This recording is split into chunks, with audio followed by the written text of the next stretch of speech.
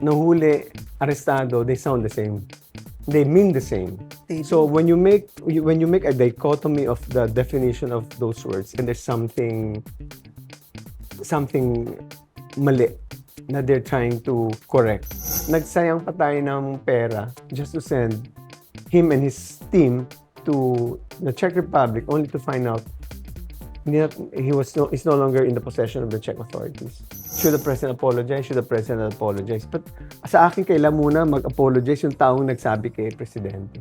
Yung nagbigay ng data sa kanya, yan ang dapat managot.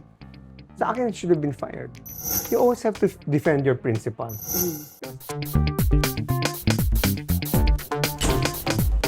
Hello everyone and welcome to Usapang Real with Luchi. One of the hottest debates in recent weeks had to do with the definition of the word nahuli. Ano ba talaga ang ibig sabihin ng nahuli? Sabi, hindi lang daw arestado, hindi lang daw detained, kuminsan pwede rin daw nahinto or na-delay.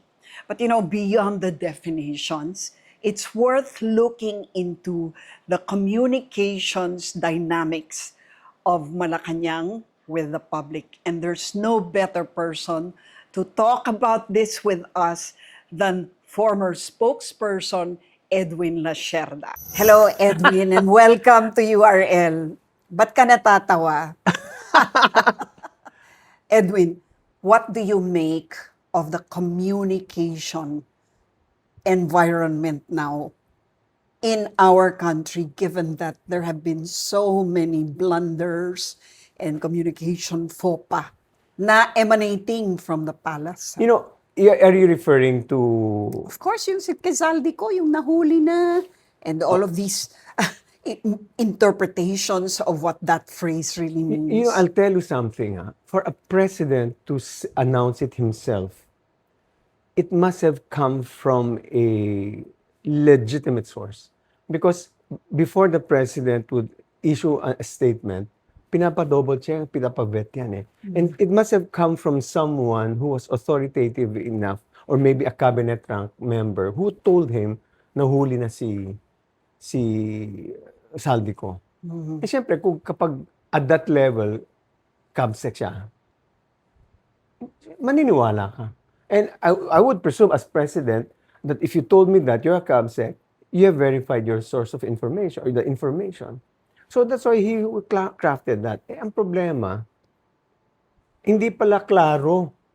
The legal status wasn't clear. I mean, what was he? Was he in custody? Was he arrested? Everybody assumed since he was apprehended by or accosted by the Czech authorities, hinuli na siya. And the purveyor of that information, the president, must not have verified it. And so it began that whole thing. So that's why nagka-problema sila down the line. Siyempre, of course, you have to take that. No, you have to fall by by your sword, di ba? Kung sino man lang. Ang thinking ko, Sino yun? ang thinking ko, it must have been it's my own opinion. Nagsorry si John Vic eh. So you think it was John? I think it was Secretary John Vic Remulla who informed the president. Because why would he apologize? Yeah. I mean, why would he apologize in the first place? It must have been such a big faux pas that someone must fall by his sword. I mean, and talking about Claire was also pinasa lang sa kanya. So everybody was saying, and in fact, actually, it was well received. It was sometime in the evening. Which one? The news, ay salamat, nahuli na si Saldico. Because Of course. we've people have always been seen waiting for it. Saldico as the missing link, that he must have all the information. At the very least, because he was, by nature of his position as head of Appropriations Committee in the House, he had knowledge and he was the one attending the small committees and all the relevant committees in relation to the budget. So siya yung lahat lumalabas. So pag nung siya nabalitaan nating nahuli siya, ay salamat, good news finally. And it turns out differently. Ako gusto kong malaman yung process, no?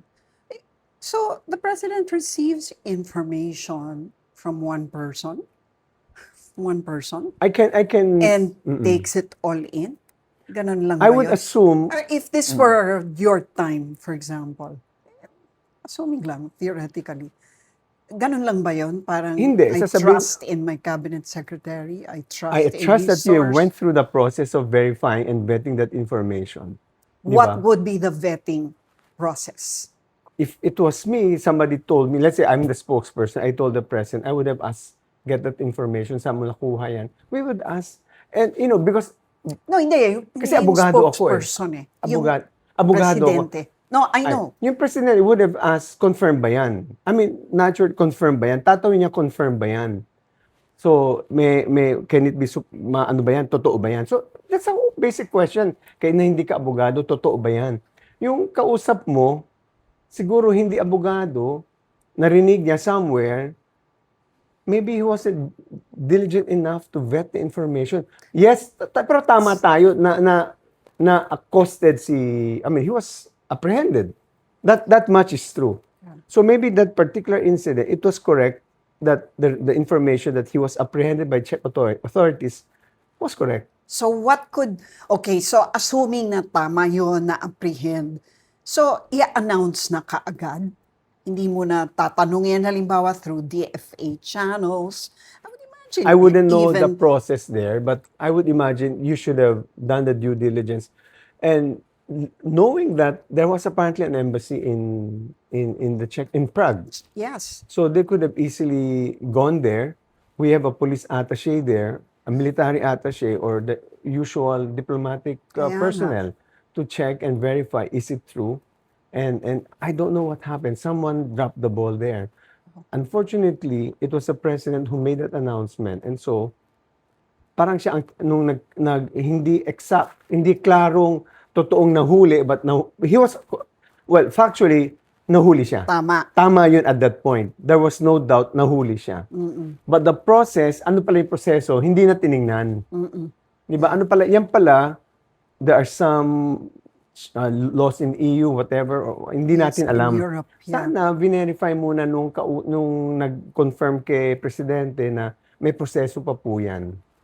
So, yun, doon nagkulang. So, So yeah. yung pangalawang kuryente, I mean, di lumabas na nga na, parang hindi nahuli eh. Diba? Na-confirm na nga na hindi nahuli. Pero wala pa yung DOJ, di ba? Papadala pa raw si Secretary Vida doon. Pero may mga nagsabi na nga na, parang hindi nahuli ha. So nagkaroon ng nomenclature crisis, yung arestado. Ano naman ang tingin mo, when should the president have intervened, or if he should have intervened somehow, or paano yung for lack of a better word, how do you cover for the president in a I situation think someone who like told the that? president should have come out and said, I made a mistake informing the president. I don't know who that person is, but he should have come out and said, I have misinformed the president. Agad. At that point in time, we were aware that he was arrested, but we failed to understand the legal processes within the EU or within the Czech Republic. Okay. And for that, I apologize. Okay, I what mean- about yung reaction ni Claire Castro na, alam nyo, hindi naman sinabing arestado. Ang sinabi lang na huli. Iba ang pakahulugan ng, nagkaroon pa ng ganun. Mahirap talagang, at that point, it's really, mahirap na talaga i-justify because, there's a common sense understanding of a certain word. Nahuli, arestado, they sound the same. They mean the same. They So do. when you make a dichotomy of the definition of those words, you're playing that, alam mo talaga there's something mali na they're trying to correct. Pero at that point, sana sinabi na, it's so hard, I can understand the situation where Claire is. Ang hirap kasi, do I admit, unang-una, si Claire is an honest broker, wala siyang alam, pinasa lang rin sa kanyang information, lalo na tulad sa akin, sasabihin sa aking information, so gagamitin ko, at that point, tama. Nung sana sinabi na lang na pag abogado, there are legal processes. At he could have said, at that point, he was arrested. But we failed to understand the legal processes within the EU, within the Czech Republic, and that's where we should have we should have understood the process first before and to clarify the whole situation. But precisely, sabi mo nga, dapat lawyer, di ba? Lawyer si Correct. Pero at that Attorney point, Castro. ano na I mean, somebody already dropped the ball. And when she said na huli is not synonymous to arestado, that made it even more made it even more difficult for her to justify, because it's really parang your ang tawag dun sa ano there, we have a may tinatawag kami sa law na yung may common language yan, may common understanding yan. Jargon. There's no jargon to that. But- Arrested, you're in custody, you were accosted, you were apprehended, they all mean the same. Diba? So what matters is the process itself. It should not have been focused on the arrest per se, but on the process that we were not aware of. Because that we can say now we assume that he was arrested because he was apprehended by the Czech authorities. But apparently, there is a process beyond that, and that's where we failed to we were not informed by the people who informed us, and for that, we apologize. I cannot see Presidente. It's also a question of should the president apologize? Should the president apologize? But sa akin, kailan muna mag-apologize yung taong nagsabi kay Presidente. Kasi sa akin, siya yung nagbigay ng... Kasi syempre, good news kay Presidente yun eh. And good news din sa buong bansa yun. I personally took it, salamat. At least tutuloy na yung tatakbo na yung kaso. Siyempre naman. Pero yung presidente rin, di ba? Hindi ba nagkulang ng prudence? Tsaka sabihin na natin ng wisdom, di ba? Parang... Alam mo, for ano yan? Hindsight yan. Hindsight yan. I'm telling you, when you're with the president, you before you give an information to the president, you better be 100% certain of your information. Somebody dropped the ball because we have to be very exacting because that's expected of us. When you tell the president something, we have a saying, the correct identification of the problem leads to the correct identification of the solution.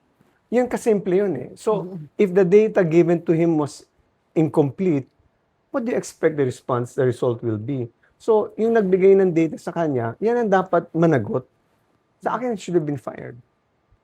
And the president should have identified that person. Well, Pero hindi I think it parang behooves on the passing the person. blame yun. It behooves on the person to say, I gave the wrong information to the president.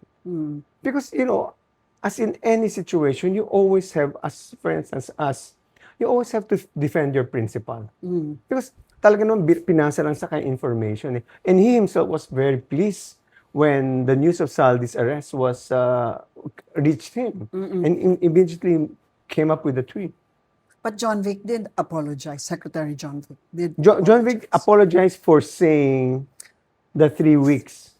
Now, he said something like, in a matter of 3 weeks, he would be brought back to the Philippines. Yeah, if you follow the deportation process. Something like that, no? Right. If you follow the process of deporting, it would take only 3 weeks. Dun lang siya nag-apologize. Pero he never owned up But we don't know who having been the source. No? We don't know who this told. is purely speculation, Purely just speculation, for the but record. No? We the don't fact that know you're- it's Secretary John Vic. It's really, it's really difficult for it really put the palace in the bind. Even the palace was. It did. Even if it was in our situation, it happened to us. I would have apologized. I would have apologized that we weren't able to communicate the entire situation to you. Should spokesman Castro, I should would- spokesperson Castro have apologized? I think should have. I mean, pero hindi rin. pero hindi niya kasalanan yan ha. But Oo of nga, course, pero you take the yung blame. miscom. Sabi nga nila, kung inamin na lang niya kaagad na nagkamali ng pagpapa-convey ng message, natapos na sana, no? Pero ang nangyari, produced so many memes, pang-Alaska, a lot of mocking, and a lot of disrespect, I have to say, no? Which now questions overall the credibility of the president himself, especially on the issue of the flood control corruption. Your Well, thoughts on that? the flood control has meant this is in the universe, in the hierarchy of FOPA. This is not so much a problem because ano yan eh, it's not involving the money itself. And kailangan mo mahabol talaga. Ang kailangan nating abulin talaga. Because it's just an announcement. Nahuli, hindi nahuli. Hindi mo kasi alam kung may pinagtatakpan, kung dinadivert ang attention from the real perpetrators. Di ba? Ganun yan eh. Well, all these things are possible. I mean, if you are looking back, hindsight has always given us the benefit of speculating and maybe perhaps identifying what the truth is. But at that point, siguro naman ang presidente hindi siya magiging isang willing participant in a farce. I don't think any president will do that. Na I'll be willingly fooling someone. I'll grant that, yes. Diba? Yes, But so that's why hindi si presidente, I think the president was given information that he thought was A1. okay, That was correct. Saldico was arrested, but the information was incomplete. and what should the president have done? You should have ordered find what's the entire process. I want to know. Because why did I'm sure I'll be mad. I was given the impression that Saldico was arrested, and it turns out he was not pala arrested. I mean, according to those laws, can someone please explain to me what is the nature of the arrest? What is the process, the procedure in the EU or in the Czech Republic? And explain to me. And what about his source? And the source says, I'm sure somebody told him, patawag mo yan. No heads rolled? Kanya-kanya yan. That's something that's discretionary on the president. So if he had fired someone for wrong information, what would that have been, how would that have harmed him, I guess? Kasi parang, di ba, what harm can be done by firing someone who gave you wrong information? Meron ba yun? Why not? It's possible, yeah. I mean, but again, that's this discretionary on the president. He has to balance a lot of interests. We don't know this guy, the source of that information. How important is he to the official family? Diba? We don't know. So, if he decided not to take him out, then that means that he's balancing some interests, more vital interests that he's still useful to me or to the country. So those are things that we can only speculate. Because I've been there, sometimes we also question the president.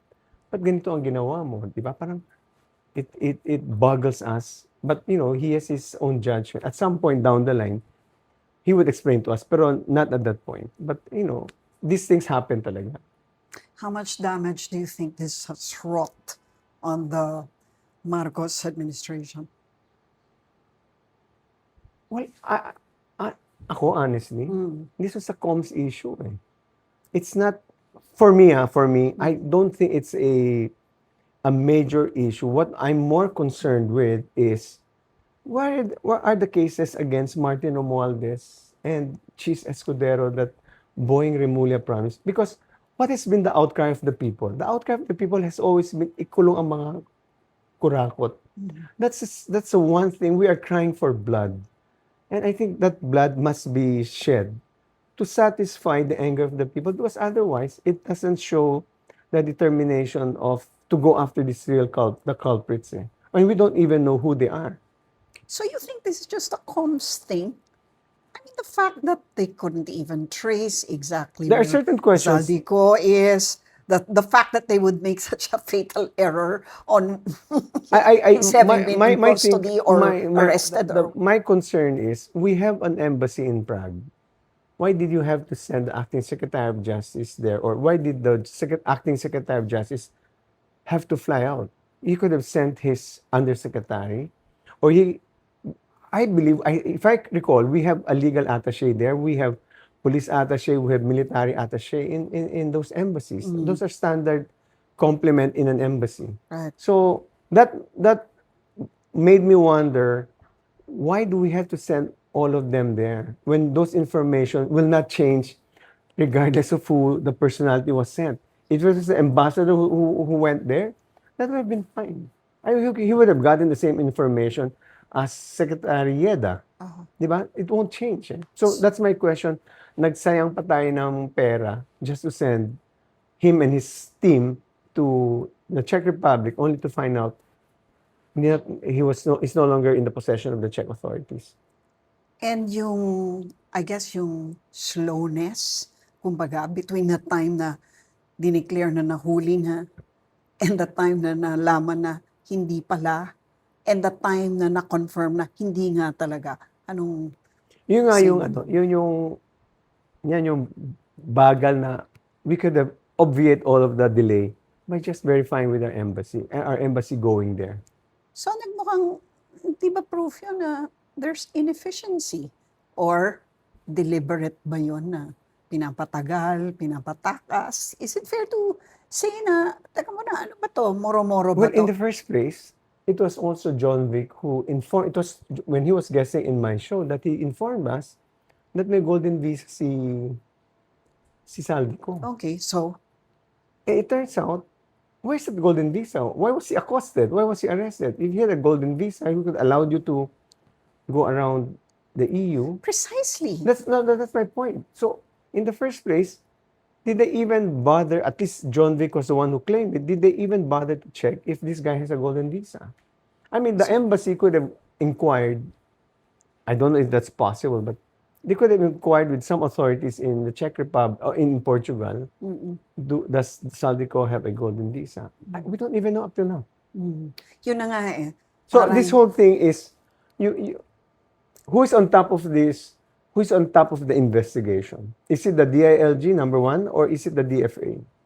Normally, if international relations is involved, you'd ask the DFA to take Exactly. the driver's seat, Yes. di ba?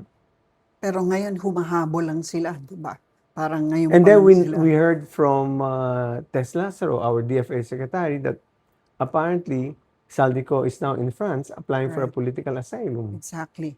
So, and then that's the news coming from the DFA. And then you wondering nga kung tama ba yun And again, have we diba? confirmed that? Exactly. But hindi naman talaga si Tess Lazaro nagsalita. Ah. According to someone who said, si Tess Lazaro was the one who confirmed who said that there was a political asylum. I don't know if she said it publicly.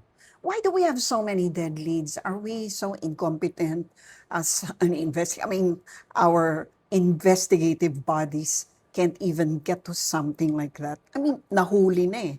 Andun na eh. Parang, ano ba to? Are we not important enough But to even if mahuli, countries like the Czech Republic na hindi tayo pinansin, presidente na hindi, mismo ang pero nag-announce? but look at it. Even if he was arrested, kahit in-announce niya ng hindi si presidente, it would also result in the same thing, which means that we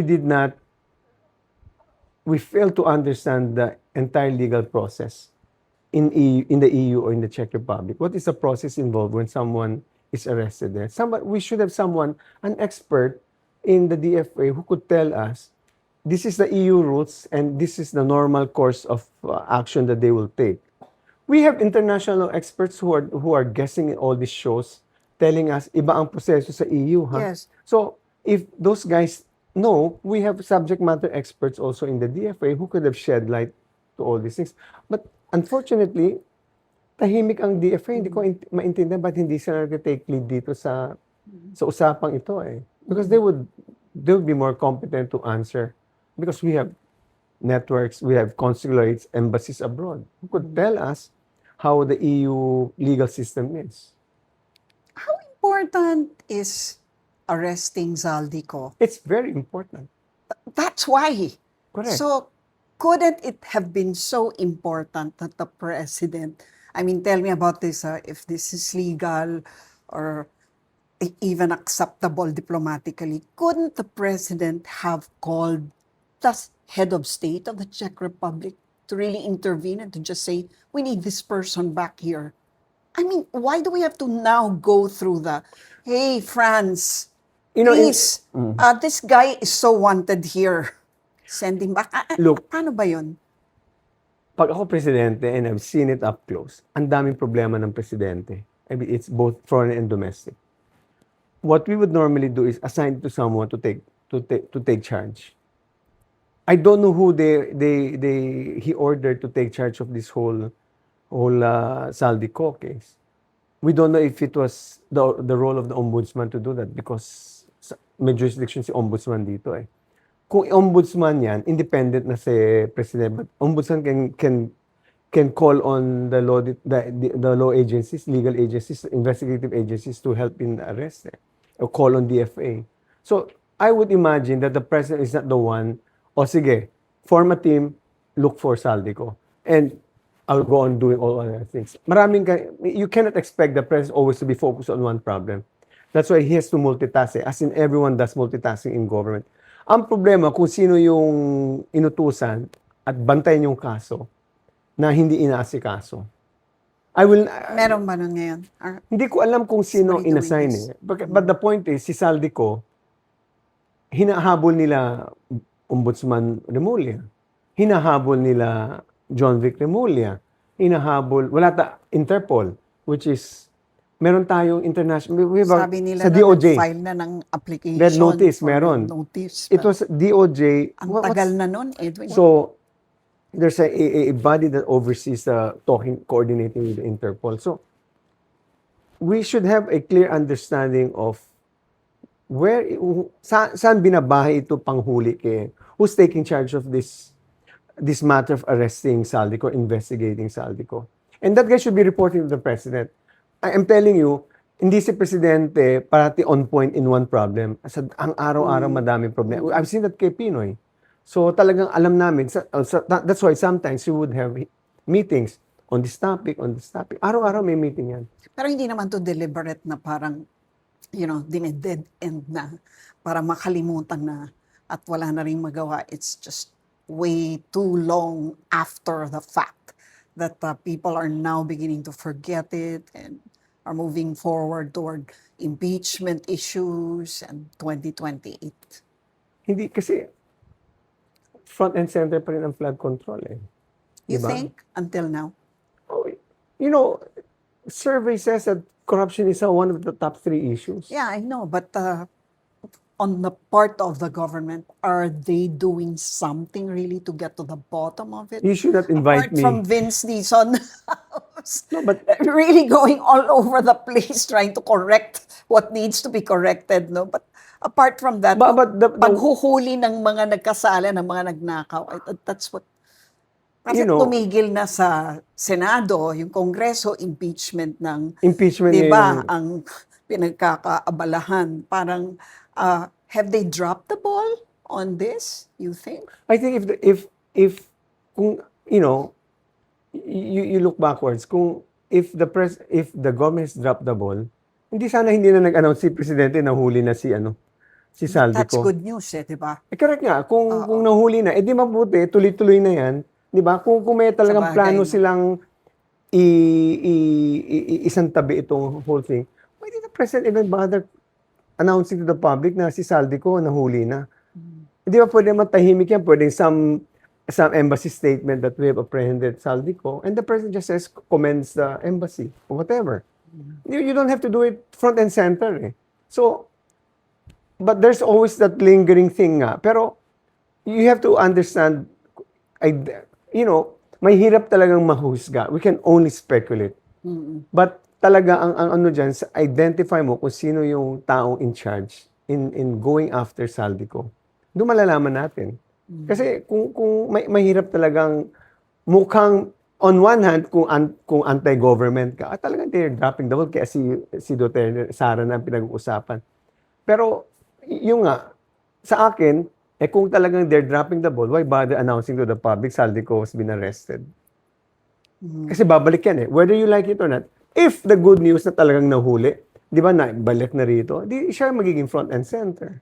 So, why did the president announce it? Not knowing na kulang pa ng information niya. In-announce niya. Can the cases still proceed? Talking now as a lawyer without Saldico here.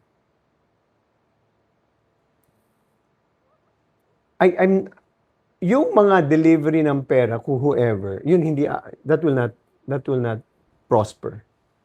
Pero you have other cases here sa flood control which are prospering na Like yung mga kaso for instance na and this is a question, assuming lang to na everything that the people said were true, ha? Bernardo's testimony na yung pera na bigay kay ganito, ganyan, tutuloy yun. Kasi meron tayong may testigo si Alcantara, si Bryce Hernandez, it's all there. And then it's supported by documentation pa. So those things, Pero yung pwedeng mga tumuloy. pinaka matataas, Yung kunyari, for instance, si halimbawa. Martin Romualdez, Mm-mm.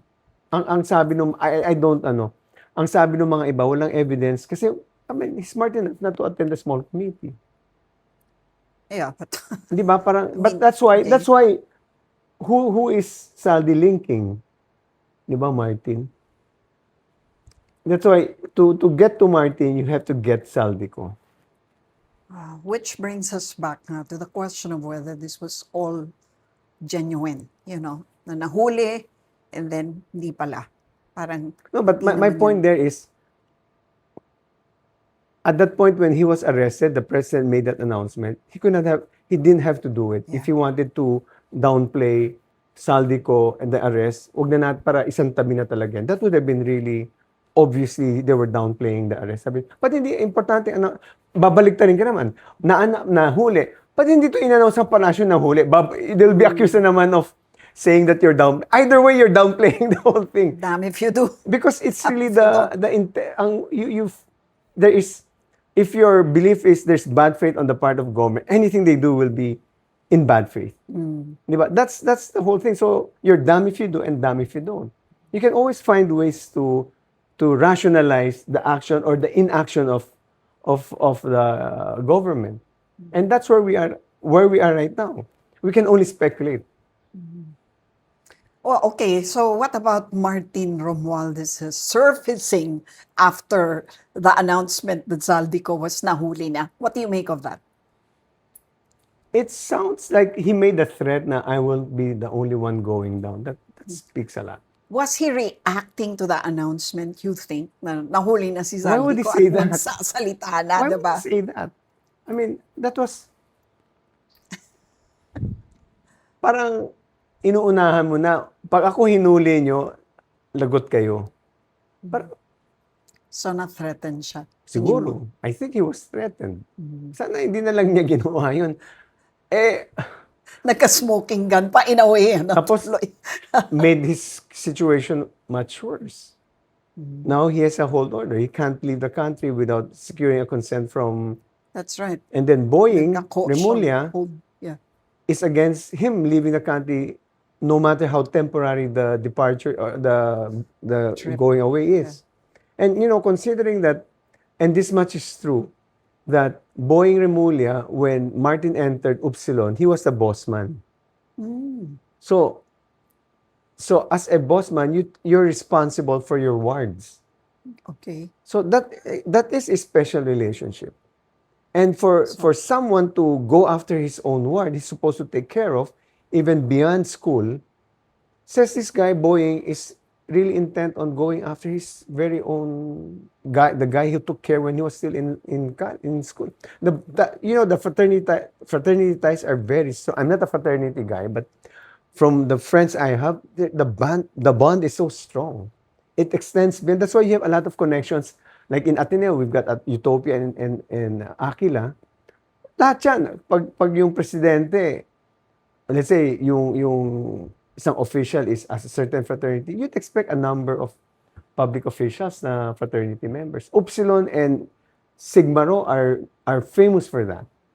And they're the two top law fraternities, fraternities in the University of the Philippines. That's why Boeing seems to be very determined in going after the culprits in the flood control.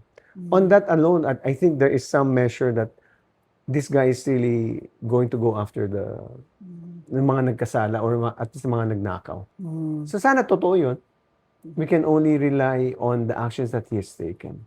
So, and he has promised to, his spokesperson has promised to go after Cheese and who's the other one? Si Martin. Si Martin. Yeah. So we'll see. Okay, what about in politics? Because, you're still very active somehow. And, there's news that you might even be part of this government in some agency, which I won't name, although many people know of it already. But are you still keen on joining government? You know, you grieve when our country is not doing well, and it's coming from a source of we've seen how a country can progress if the government is run well. And if there, sa akin, if the government is sincere in making the lives of the people better, and there is an offer, maybe you should take a look and just at the very least consider whether you can help in that situation. But how do you feel about that? I mean, you're open to that. Parang at this point, because, Marcos Aquino, di ba? At least during that time, may pagka-mortal enemies yun. We all know the history. But now, how do you view these, yun na nga, parang intersecting relationships and alliances? I have no idea. I mean, it never crossed my mind because I was really for Lenny at that point. In fact, I started that whole Let Lenny Lead campaign to convince Lenny to run in 2022. And I'll let you know. You'll be the first to know if an offer has been made. But so far there's none. I don't want to be presumptuous on Pero that. hindi ka, you're not averse to it. Let's just put it that way. I'm neutral. So, okay, so in the lead up to 2028, Lenny has already declared that she's not running. Is that a final answer? No, well, you have to take her word for it. On last February 5, she apparently told all the people in that meeting na they were urging her to run. Sabi niya, sinabi ko na sa inyo na wala na akong planong tumakbo. Ilang beses ko na sinabi sa inyo, kayong ayaw maniwala sa akin. So maybe perhaps she was forced to say it publicly right now that I have no intention to run for public office, which is good and bad. Oh, what's Bad the good in the part? sense that a lot of people are expecting her to run because by all accounts, among the opposition figures, siya yung pinakamataas ang survey numbers. So it's all a matter of numbers naman talaga. Mataas siya. So they're hoping, dahil mataas ang numbers niya, She has the biggest chance. siya may malaking pag-asang makatalo sa kalaban. It's good because while she was there and not announcing that she's no longer pursuing a national post, the numbers of the others are suppressed because the people don't want to say, I'm for Bam, I'm for Risa, dahil umaasa pa rin akong tatakbo si Lenny. Kaya ilalagay ko ang boto, ang survey approval ko kay Lenny. Tanggalin mo siya. We have already seen this. I've seen it.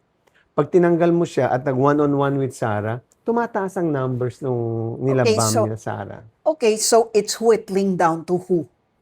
Well, so far, the people who have evinced at the very least, Risa has mentioned that she's open to run for president. Bam Aquino, I don't know, he has been coy about saying that he wants to run, but obviously, alam namin na may balak siyang tumakbo. Kung ayaw niya, edi make it also clear for the people to understand na hindi siya tatakbo. Di ba? At si Risa so far has been categorical. She's open to running for president. So siya yung si Bam or si Kiko. Kiko, hindi pa natin alam kung si Kiko is planning. I heard na they're all for Lenny naman. So they're still trying to convince Lenny. And how do you read the chances of Sarah at this point? I'll tell you a comparison, and this is where in the time of ERAP, wala siyang kalaban, di pa siya nagdedeklara. He hasn't declared yet. He has no announced political ERAP, you mean? ERAP. His numbers are about 75. Nung VP siya. Nang VP pa siya. In the same situation as Sarah, si Sarah naman, nag-announce na, walang kalaban, she's at 50 plus. This was before the WR numero. She's at 50 plus. So that means she's not as prohibitive a candidate as ERAP was. Prohibitive meaning metalo. Wala ka nang lumaban pa dyan, mananalo na yan. Si ERAP nun, ganun. Si ERAP. So ERAP was a prohibitive candidate.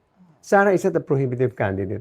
Prohibitive pala yung Oo. term doon. So si Sarah, pwede pang there's a chance you can beat her. Owing to the fact also a number of things. Well, there's an impeachment. Number two, she's viewed as not of the same caliber and quality as the father. So there's a question, and plus also, she had made several runs which make her quite unpredictable. To And be very, very, unpresidential, I think. to be very, very charitable about Yeah. it. Diba? And that's why the third cause of action against her was that midnight rant. That she's going to assassinate the president, the first lady, and Martin Romualdez. And she further said, no joke to, no joke. So how do you, how will, and that, by the way, that went international. So how can you, how can you let her, who seems to be unpredictable, govern the country? And we have a problem right now with our China neighbors in up north. China is a problem for us. They're invading our waters, and they're encroaching on our waters. And so, and she appears to be pro-China. What's going to happen to us? So there's Pero a sabi nila, there's a mass of Filipinos are actually not on board with the way we're dealing with China right now. Sure, of course, yung mga directly affected like the fishermen, no? But all others, for example, yung mga industries in the tourism sector, no? Talong-talo sila, as we know from the figures, no? Bagsak talaga ang Chinese tourist arrivals, and then tinira yung mga pogo. I'm not saying that that's wrong, no? Pero kumbaga, na ang daming naghihirap ngayon dahil nga sa bagsak ang turismo. Alam mo yung turismo, understandable. Kasi when we started, we under Mon Jimenez, our projected, before this whole China thing was 10 million, eventually we'll reach 10 million tourists a year. But because of the China WPS incident, medyo talagang it affected us. Yes. But on the Pogo side, but right now, there is maganda yung ginawa ng government right now. Parang visa-free yata ang China to enter something. Or they've relaxed. Wala na nga eh. They relaxed the rules at some point. May mga Chinese na pumasok din. But yung pag-handle natin ng problema rito, maybe yung masyadong focus yung away natin with China, maybe should be revisited. Kasi you cannot help it naman. Kasi yung mga Chinese naman, kung umasta, parang we're a vassal state. Imagine mo yung lone wolf warrior dyan sa Chinese embassy, inaaway pati ang ating mga senador. Hindi ang ginagawa ng dati mga Chinese mga embassy natin. This is only the situation. Because of that Ariela, meme. And which is why maybe there should be you want to revisit.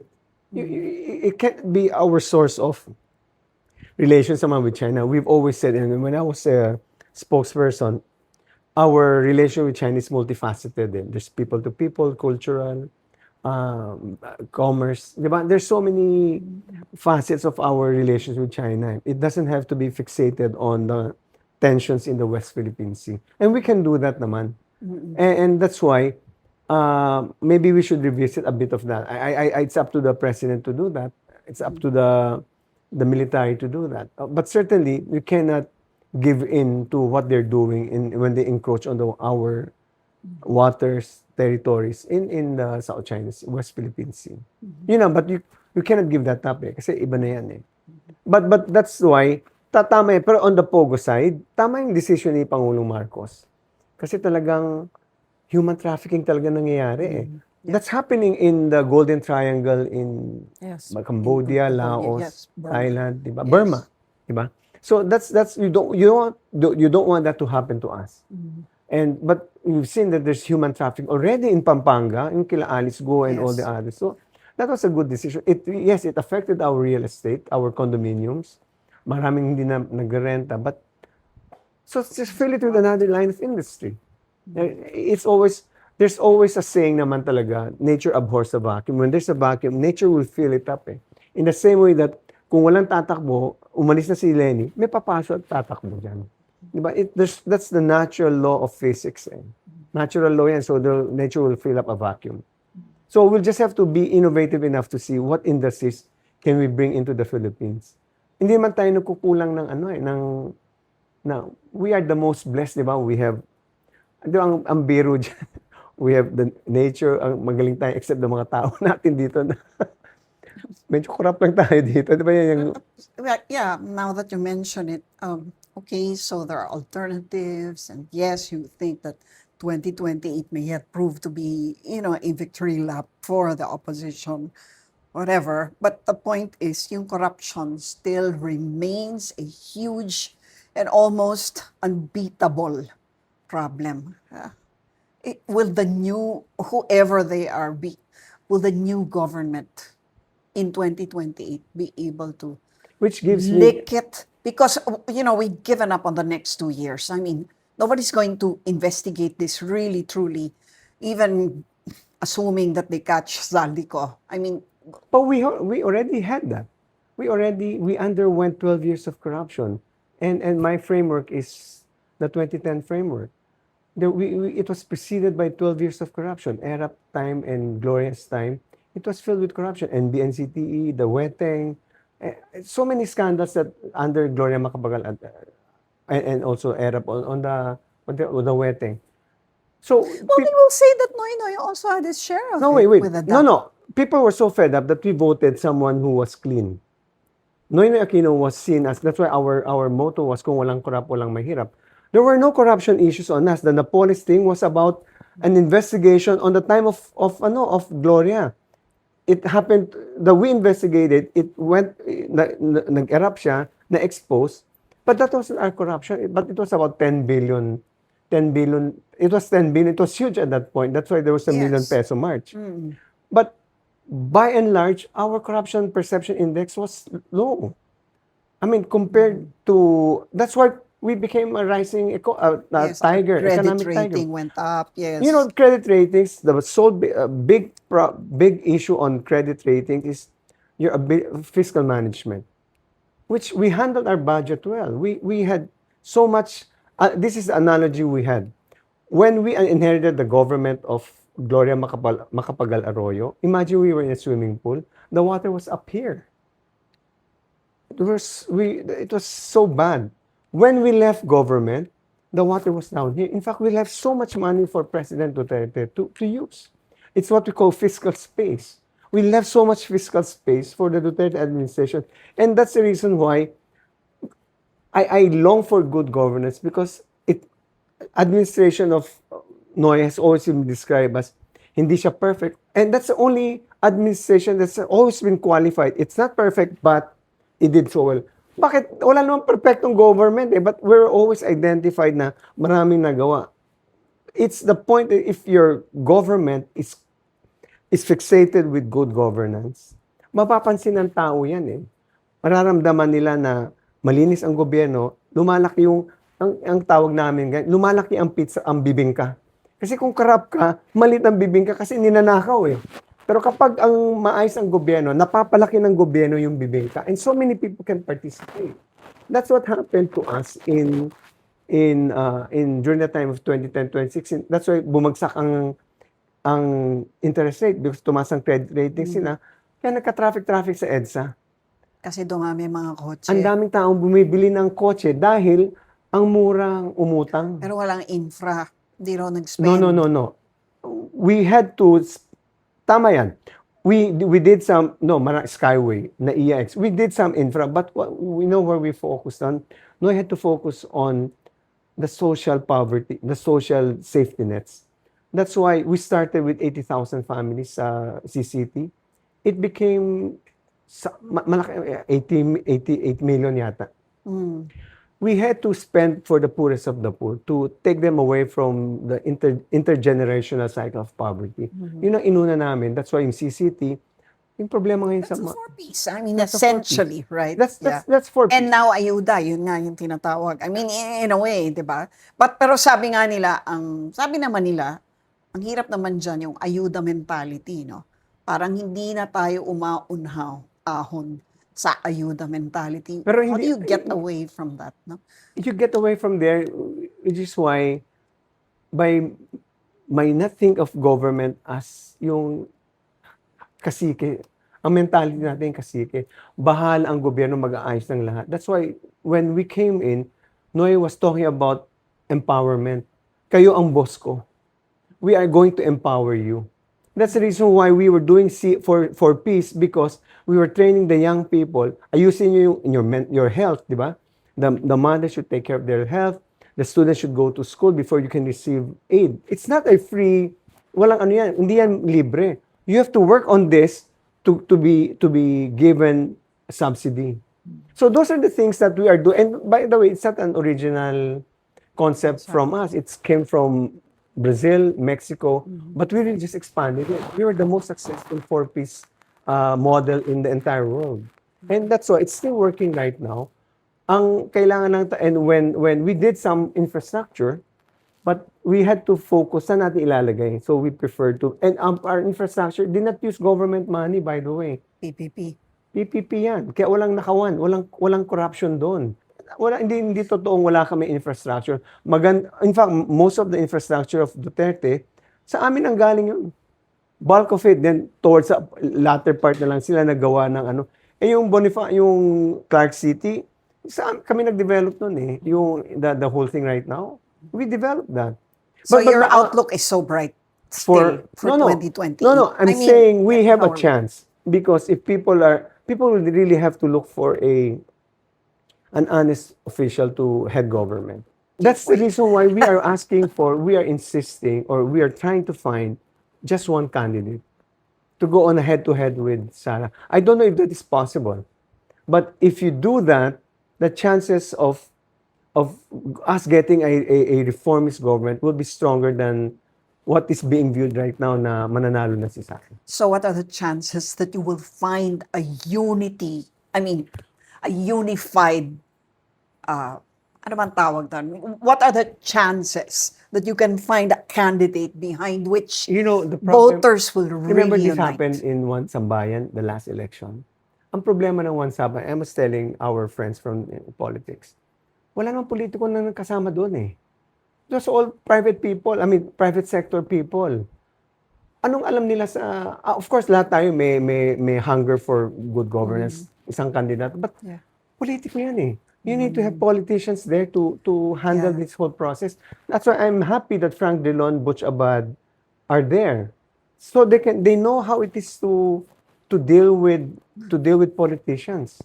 Pero allergic na ang Pinoy sa politiko. Wala kang magagawa.